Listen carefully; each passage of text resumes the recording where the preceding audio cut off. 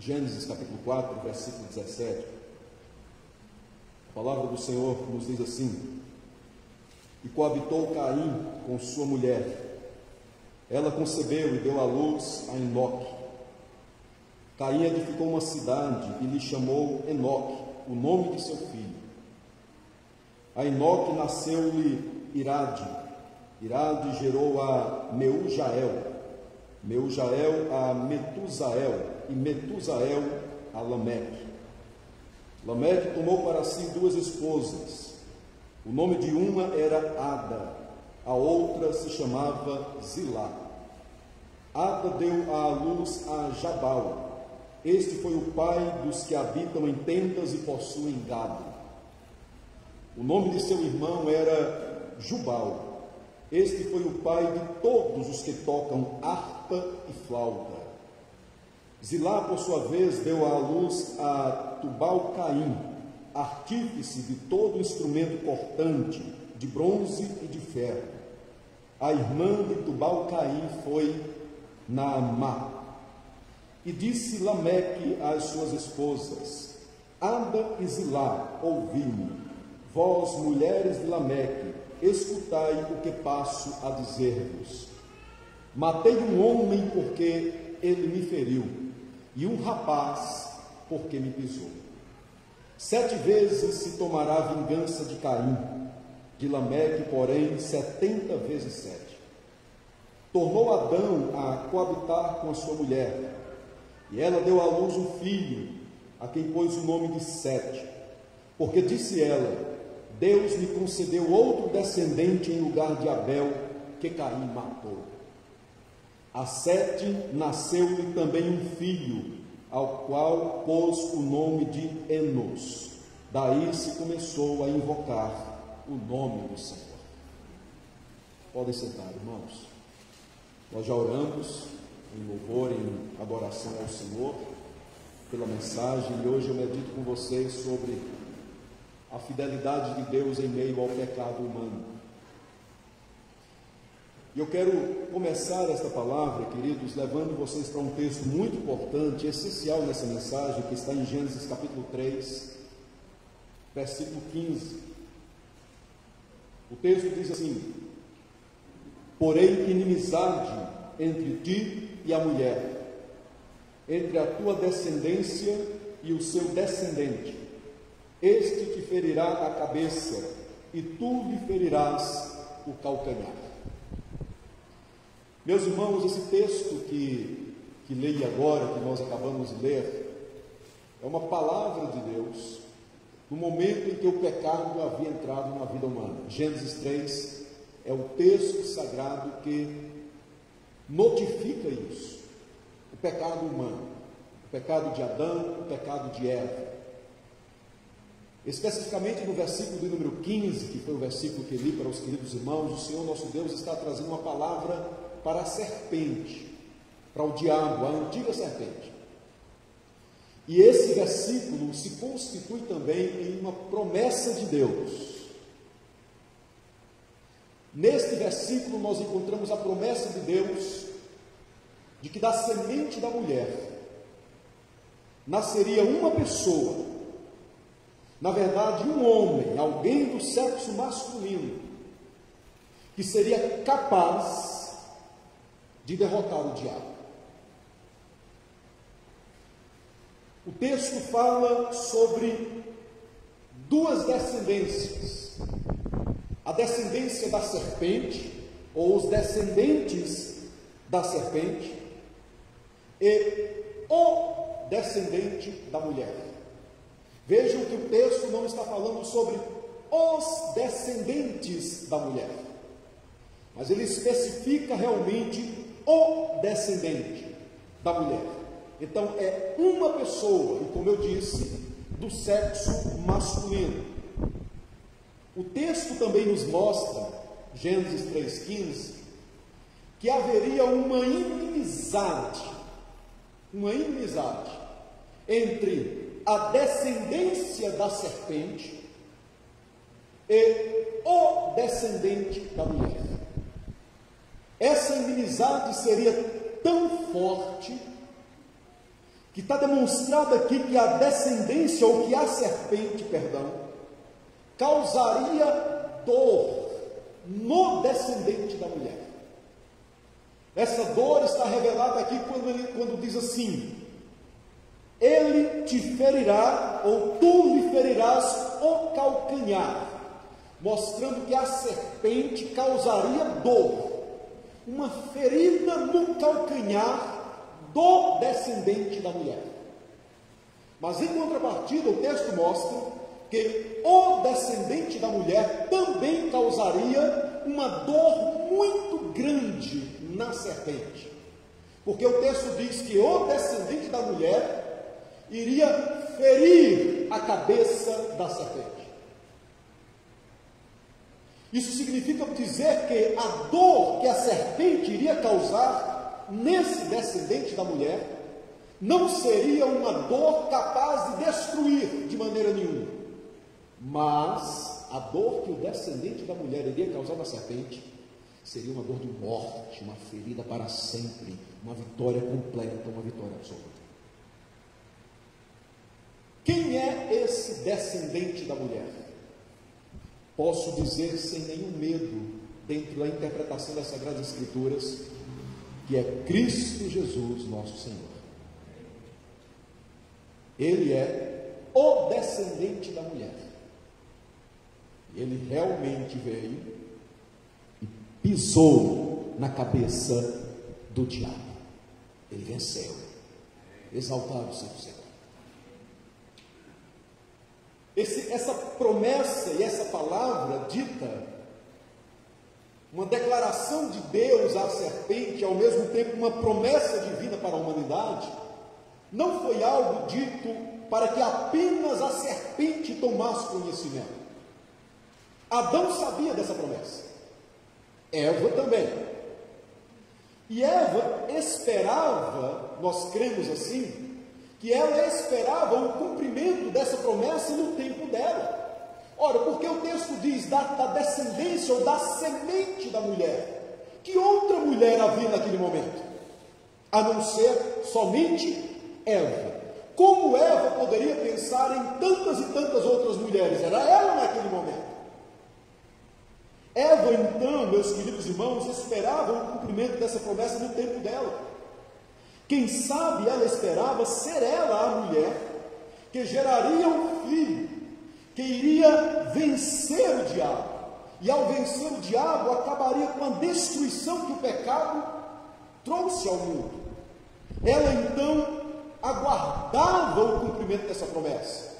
Se a gente analisar a história bíblica dentro do Antigo Testamento, a gente vai perceber que o povo de Deus, de uma certa forma, estava sempre aguardando o cumprimento dessa promessa. Eu creio então que Eva também aguardava. E aí, meus queridos irmãos, Gênesis capítulo de número 4, versículo 1, Eva teve o seu primeiro filho, Caim. E a palavra do Senhor nos mostra que houve uma certa expectativa de Eva em relação ao nascimento de Caim. Ela chega a declarar o seguinte: eu alcancei um filho, ou eu adquiri um filho com o auxílio do Senhor. Logo em seguida, no versículo número 2, a palavra nos fala sobre o segundo filho de Eva, Abel. E não há nesse texto nenhum registro, nenhuma palavra de Eva em relação ao nascimento de Abel. Mas se a gente for seguindo na leitura do texto sagrado, a gente vê claramente a partir do versículo de número 3, que Caim tramou a morte de Abel, e ele realmente tirou a vida do seu próprio irmão. Isso significa, meus queridos irmãos, que a expectativa que Eva criou, quem sabe em relação a Caim, começou a cair por terra naquele exato momento.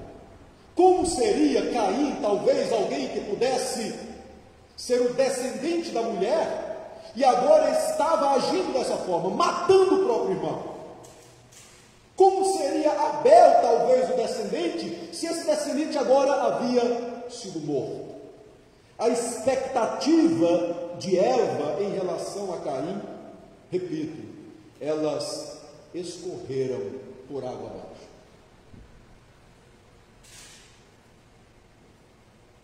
Aqui eu consigo tirar, meus amados irmãos, uma breve aplicação para a gente desde o começo dessa palavra.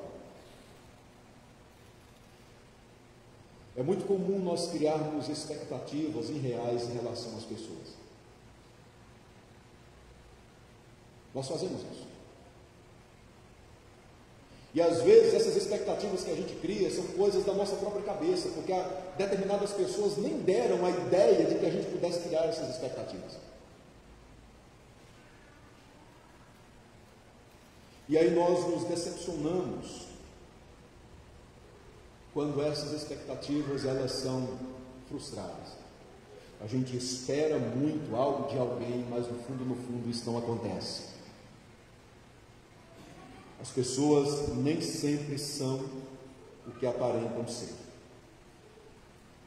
O fato, meus queridos irmãos, é que o tempo termina revelando o caráter de cada um. A Bíblia diz que Caim era do maligno. Foi por causa disso que ele matou o seu irmão. Caim não se revelou como o descendente da mulher. Pelo contrário, ele se revelou como descendência da serpente, porque ele seguiu o mesmo caminho do diabo. Caim matou Abel. O Senhor nosso Deus julgou o pecado de Caim, porque nenhum pecado fica impune diante do Senhor, nenhum pecado passa despercebido aos olhos do Senhor. Caim foi julgado, e a gente tem o julgamento do Senhor no texto que segue. E esse julgamento, ele acontece até o versículo de número 16, e aqui no verso 16 a palavra do Senhor nos diz que Caim, ele se retirou da presença do Senhor.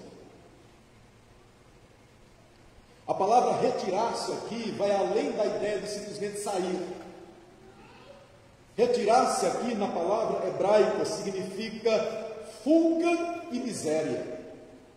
Caim então não apenas saiu da presença de Deus, Caim ele saiu fugitivo da presença do Senhor. Ele fugiu miseravelmente da presença de Deus. E aí nós chegamos no versículo de número 17, ainda no versículo de número 16, a Bíblia diz que Caim habitou na terra de Nod, ao oriente do Éden, ao oriente da região do Éden. Esta palavra Nod significa terra da peregrinação ou da fuga. Ao chegar em Nod, estamos agora diante do versículo 17, que foi o texto que lemos para esta palavra. A Bíblia diz que Caim coabitou com a sua mulher. Coabitar é uma expressão muito comum dentro das Sagradas Escrituras. Às vezes a Bíblia fala também a palavra conhecer.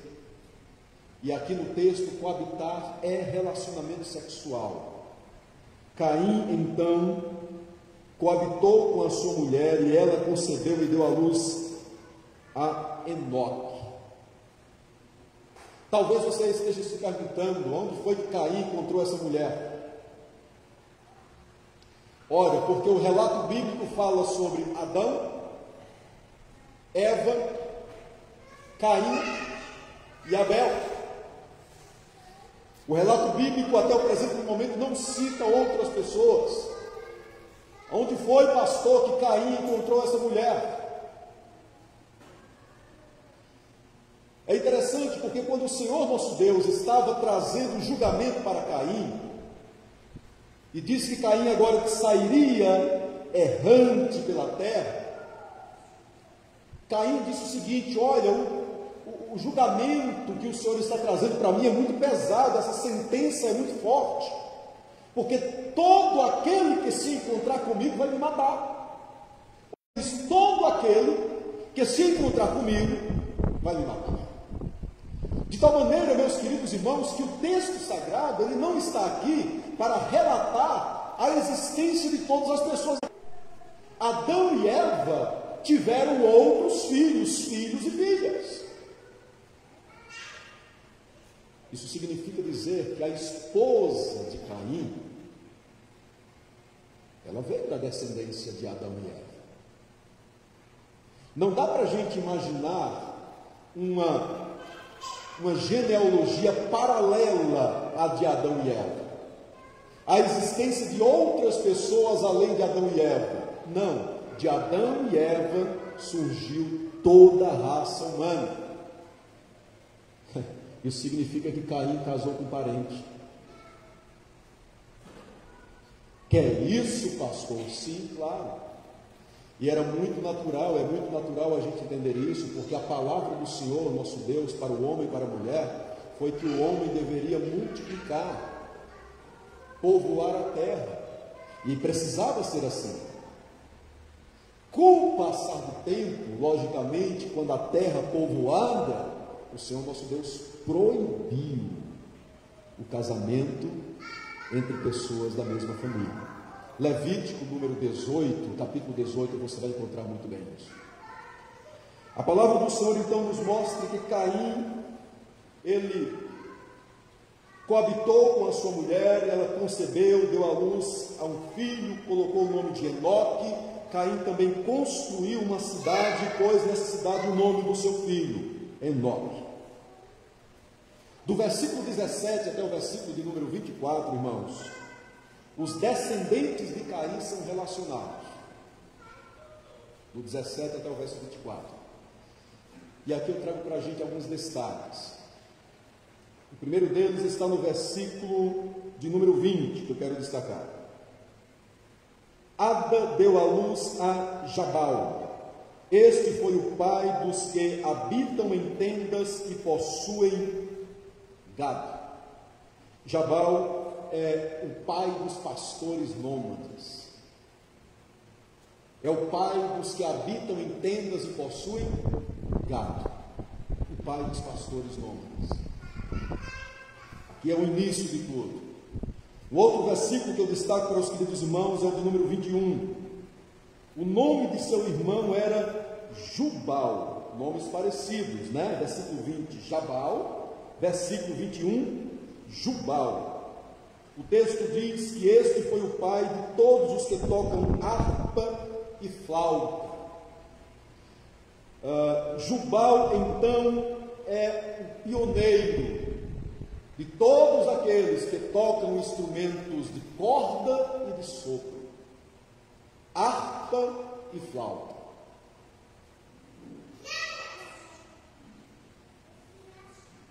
Outro nome que eu destaco está no versículo de número 22.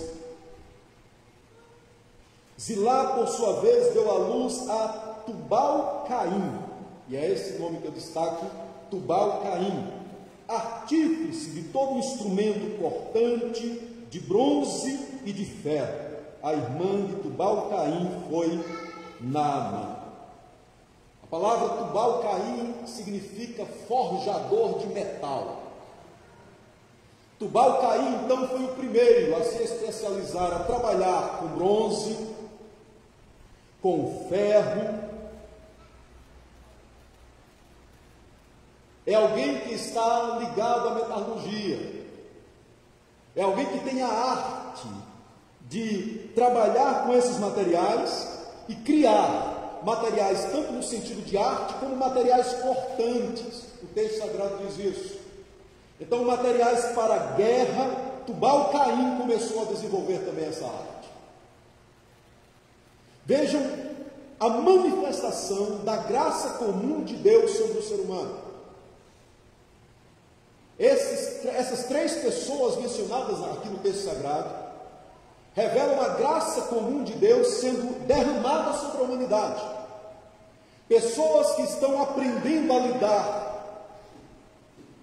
com a agricultura, ou especificamente aqui com a pecuária, a fazer tendas, a criar gado, a viver uma vida nômade, a andar pela terra, a andar pelo mundo, em busca de pastagens e criar os seus animais e a partir daí dar sustento à sua família.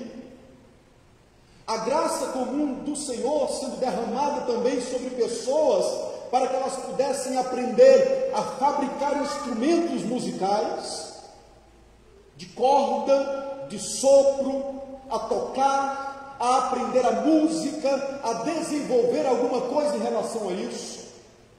A graça do Senhor também ensinando o homem, capacitando o homem, meus queridos irmãos, a trabalhar com o bronze, a trabalhar com o ferro, a trabalhar com os metais de uma forma geral, e a utilizar essa matéria-prima que o próprio Senhor nosso Deus fez, para que a partir daí outras coisas pudessem ser criadas. Isso é a graça comum, irmãos. É Deus derramando o seu favor, a sua bondade e concedendo inteligência ao homem, para que o homem possa usar aquilo que Deus fez, e crescer e progredir para a glória do Senhor. Isso reflete a imagem de Deus no ser humano, exaltado seja o nome do Senhor. É claro, meus queridos irmãos, que por causa do pecado, o homem nem sempre utiliza os seus talentos para o bem. Infelizmente, o ser humano utiliza os seus talentos para o mal.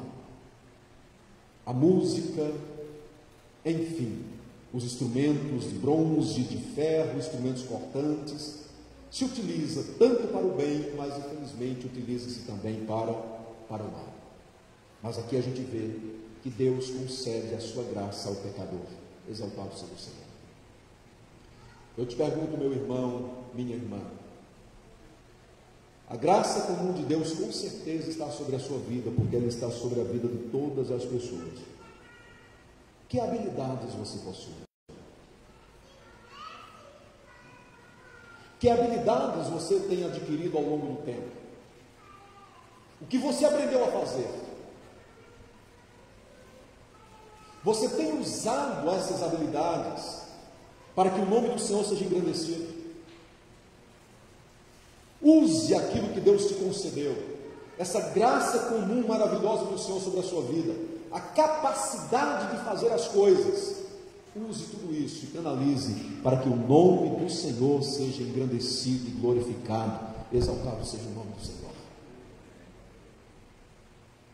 O outro nome que eu destaco aqui para cada um, para todos nós, está nos versículos 23 e 24. O texto fala sobre Lameque. E disse Lameque às suas esposas, Ada e Zilá, ouvi-me, vós mulheres de Lameque, escutai o que passo a dizer-vos. E olhem, irmãos, o que ele está para dizer agora. Matei um homem porque me feriu, e um rapaz porque me pisou. Olha o que Lameque fala para as esposas dele.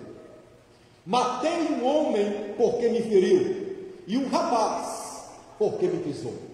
Ele admite ter assassinado duas pessoas. Matei um homem porque me feriu, e um rapaz porque me pisou. E o versículo 24 mostra que Lameque sabia que o que ele tinha feito era muito grave, porque ele cita o pecado de Caim. E ele diz assim: 7 vezes se tomará a vingança de Caim. De Lameque, porém, 70 vezes 7. Lameque está dizendo: se o que Caim fez foi grave, o que eu fiz foi pior ainda. Olha que mesmo sendo sabedor do mal que Caim havia praticado e da punição de Deus na vida de Caim, mesmo sendo sabedor disso, Lameque, ele peca, ele pratica o mal, ele faz além daquilo que o próprio Caim havia feito. A gente percebe, meus queridos irmãos, nesse texto, como o pecado humano se desenvolve, como o pecado humano cresce, toma volume sobre a terra. E algo interessante que a gente vê nesse texto também, queridos irmãos, é que embora não dê para a gente perceber com muita claridade, o que Lameque está falando aqui para as duas esposas dele é um texto poético. Dá para acreditar nisso? Dentro na língua hebraica, isso aqui é como que uma poesia. Então Lameque não está citando o pecado cometido com a ideia de arrependimento, com a ideia de pesar, de quebrantamento. Não, ele está se vangloriando do pecado que cometeu. Ele faz rima com o mal que cometeu. Ele consegue rimar, ele consegue fazer poesia, ele consegue brincar com a morte do outro. É isso que Lameque está fazendo aqui.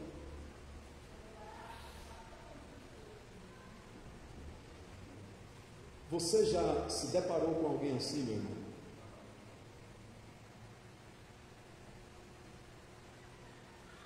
Você já se deparou com alguém que consegue sorrir com o sofrimento do próximo?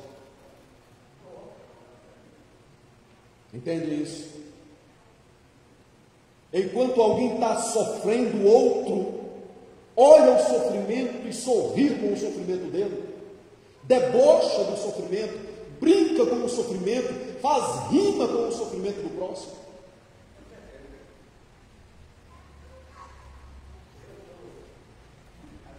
Pessoas que matam simplesmente porque o outro fez algo que ele não gostou.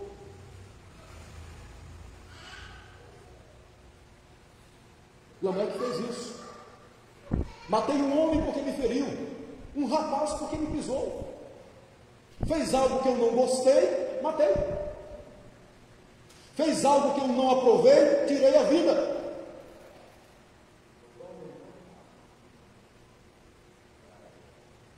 Meus queridos irmãos, quantos Lameques estão nesse exato momento pelo mundo afora?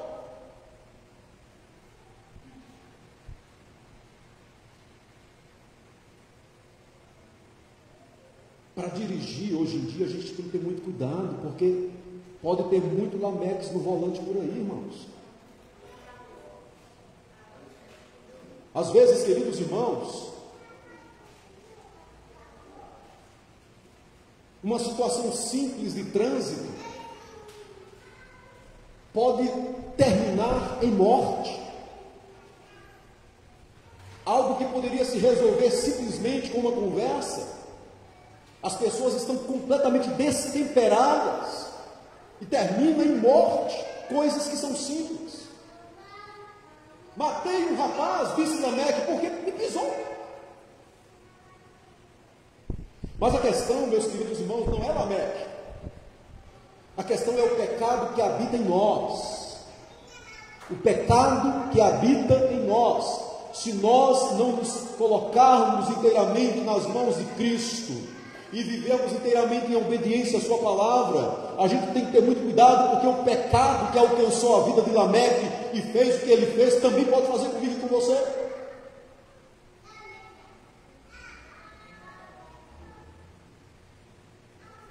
A palavra do Senhor segue, meus amados irmãos. Estou no capítulo 4 de Gênesis. E a partir do versículo 25, os versículos 25 e 26, o autor sagrado, e é importante que lembre para os queridos irmãos, foi Moisés que escreveu Gênesis. Moisés volta a falar aqui sobre Adão. E o versículo 25 diz: tornou Adão a coabitar com a sua mulher, e ela deu à luz um filho, a quem pôs o nome de Sete. Sete significa destinado, estabelecido. E olha o que Eva falou sobre Sete. Porque disse ela: Deus me concebeu outro descendente em lugar de Abel, que Caim matou. Exaltado seja o Senhor. Caim me decepcionou. Abel já não existe. Deus então me designou uma outra pessoa, destinou para mim uma outra pessoa. Daí o nome Sete. E é algo interessante aqui. E aí eu levo os irmãos para Gênesis capítulo 3, versículo 15, sobre o descendente da mulher, que eu falei no início. Porque é a partir daí queridos irmãos, a partir de Sete, que começa a surgir uma linhagem para que a promessa de Deus posteriormente se cumprisse. Aleluia. No Evangelho de Lucas, capítulo 3, versículo 38, Sete é citado na genealogia do nosso Senhor e Salvador Jesus. Uma descendência começa a se formar. E desse povo, o Salvador nasceria. Aleluia. Versículo 26. A Sete nasceu-lhe também um filho, ao qual pôs o nome de Enos. Daí se começou a invocar o nome do Senhor. Olha que coisa maravilhosa. Dentro desse texto, onde a gente vê uma descendência, onde as pessoas estão vivendo em pecado, Deus mantém a sua fidelidade e começa a separar para si um povo, começa a separar para si pessoas que de fato, de verdade, iriam glorificar o nome dele sobre a terra. Deus é fiel, mesmo diante do pecado humano. A palavra Enos significa homem, mortal, frágil. A palavra Lameque é a ideia de forte, poderoso. O poderoso, o forte, o Lameque, matou um homem porque, um jovem porque pisou nele. Enos, homem, fraco, frágil, mortal, começa a adorar a Deus, a invocar o nome do Senhor. O texto diz: a partir daí, ou daí se começou a invocar o nome do Senhor. Muito provavelmente aqui é uma alusão a uma adoração pública e coletiva, porque Abel adorou a Deus. Abel fez um sacrifício em adoração ao Senhor e Deus aceitou. Mas aqui provavelmente a ideia de uma adoração pública, de pessoas que começam a se juntar e estão ali em adoração, em exaltação ao nome do Senhor. E o nome do Senhor aqui é o nome sublime de Deus. O nome sublime de Deus. O nome que nós não temos nem mesmo como dizer com plena segurança qual é. Qual é? Muito provavelmente Yahvé. Vem de um tetragrama de 3 letras, YHWH. É difícil a gente pronunciar esse nome. Yahvé, o nome sublime e excelso de Deus. Moisés escreveu esse texto. E quando Moisés escreveu esse livro, ele estava com o povo de Deus em peregrinação pelo deserto. Havia saído da terra prometida, perdão, do Egito, da escravidão do Egito, e estava caminhando em direção à terra prometida. Moisés queria mostrar para aquele povo que aquele povo era o povo da descendência do Senhor. Um povo da promessa, lá de Gênesis capítulo 3, versículo 15. E era muito importante que esse povo soubesse disso. Eu já fiz algumas aplicações para a gente durante essa mensagem, mas eu quero encerrar trazendo apenas mais 2. A primeira delas é dizer para os queridos irmãos que só existe 2 tipos de pessoa no mundo.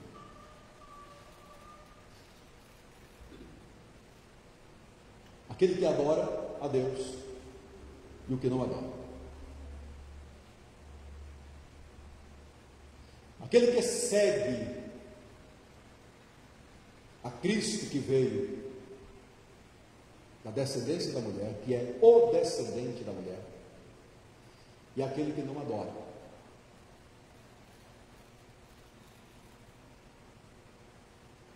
Descendência da serpente. E é claro que isso não é questão genética, não é questão de sangue, é questão de adoração, é questão de entrega, é questão de submissão, é questão de fazer a vontade.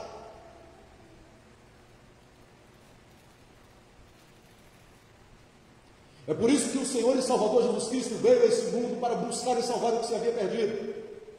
Porque quando a pessoa se arrepende dos seus pecados e confessa a Jesus como o Senhor e Salvador de sua vida, Jesus tira essa pessoa do império das trevas e coloca no seu reino amado. Exaltado seja o nome do Senhor. Mas uma segunda aplicação para a gente, muito clara nesse texto, é que o pecado humano não consegue quebrar a fidelidade de Deus. Não quebra, meus queridos. O Senhor é fiel em cumprir todas as suas promessas. Deus é fiel. Ele é fiel a si mesmo. Ele é fiel à sua santa e bendita palavra.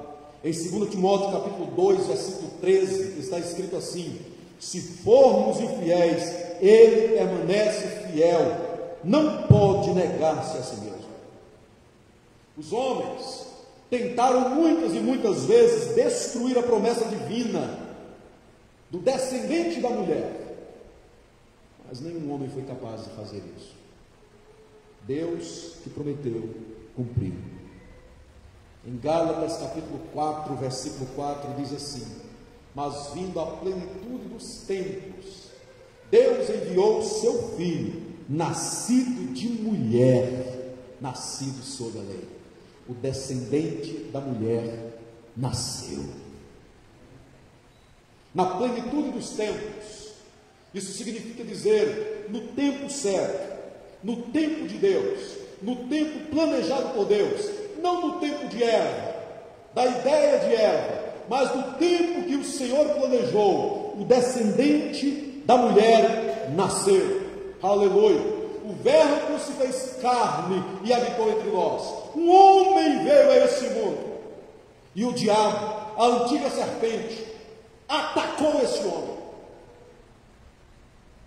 foi contra ele, o feriu fortemente, mordeu no calcanhar. A promessa de Gênesis 3,15 está se cumprindo. Lá na cruz do Calvário, o descendente da mulher foi ferido, mas na mesma cruz, o descendente da mulher pisou na cabeça do diabo. Exaltado seja o nome do Senhor. Ele venceu o diabo. Cristo venceu o diabo, Cristo venceu a morte, Cristo venceu o inferno, Cristo morreu, mas ao terceiro dia ressuscitou para a glória de Deus Pai. Aleluia! O pecado humano não anula a fidelidade de Deus. Você, meu irmão, é pela graça de Deus, salvo em Cristo Jesus nosso Senhor. Isso significa dizer que sobre a sua vida e sobre a minha vida também vem a dor. Vem a dor. Porque assim como a serpente mordeu no calcanhar de Cristo, ou seja, agiu contra Cristo, o diabo também age contra a minha vida e contra a sua vida. A dor é inevitável na vida daquele que quer servir a Deus. Nós passaremos por perseguições, mas preste atenção: Cristo Jesus já venceu o diabo, e nele, em Cristo, nós também temos a vitória. Bendito seja o nome do Senhor. Que Ele nos abençoe grandemente, poderosamente, e que o Espírito de Deus aplique ainda mais essa palavra em nossos corações.